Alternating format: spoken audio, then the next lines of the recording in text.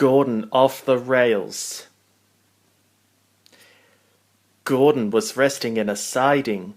Sometimes when he was resting, he would say to himself, "It's really very tiring to be such a large and splendid engine. One does have to keep up appearances so."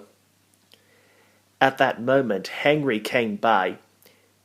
"Peep, peep, peep, peep. Hello, fat face," whistled Henry. "What a cheek," spluttered Gordon. "That Henry is getting too big for his wheels. Fancy speaking to me like that. Me," he went on, letting off steam. "Me, who has never had an accident." "Aren't burst safety valves accidents?" Percy asked innocently. Gordon was very cross. He didn't like being teased, and he knew that Percy was talking about the time when he, Gordon, had pulled the express too fast and had burst a safety valve. "No, indeed. High spirits might happen to any engine," replied Gordon huffily. "But to come off the rails like Henry did when he was pulling the flying kipper. Well, I ask you," he went on, "is it right? Is it decent?" Sometimes James and Henry helped Gordon by taking the express.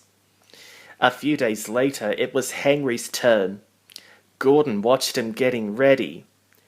"Be careful, Henry," he said. "You're not pulling the flying kipper now. Mind you keep on the rails today." Henry snorted away. Gordon yawned and went to sleep. But he didn't sleep for very long.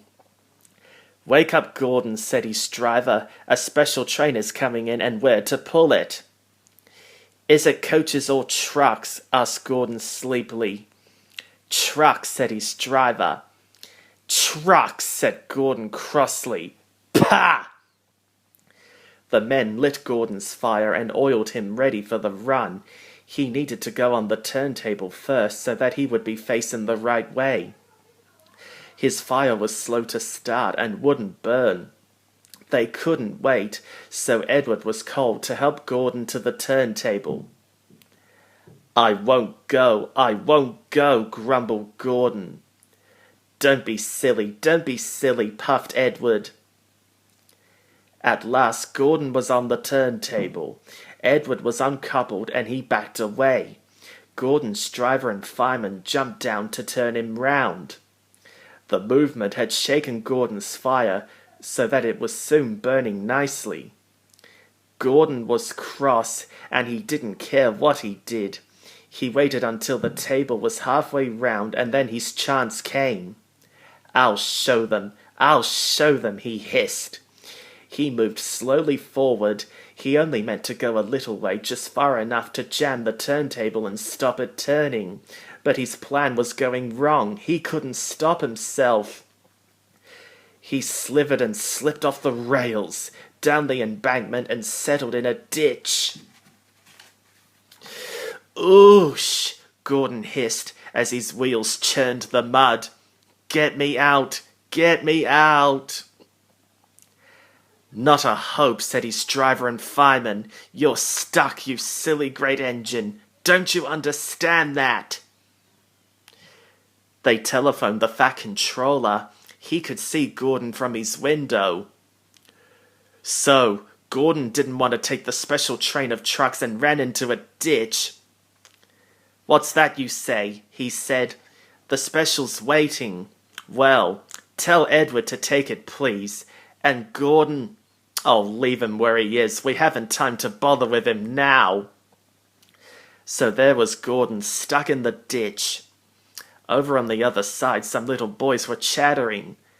"Coo," they called. "Doesn't he look silly?" Gordon lay in the ditch all day. "Oh dear," he thought, "I shall never get out." But that evening, the men brought floodlights. They used powerful jacks to lift Gordon and made a road of sleepers under his wheels to keep him out of the mud. Strong wire ropes were fastened to his back end, and James and Henry, pulling hard, at last managed to bring Gordon back to the rails. Late that night, Gordon crawled home, a sadder and wiser engine.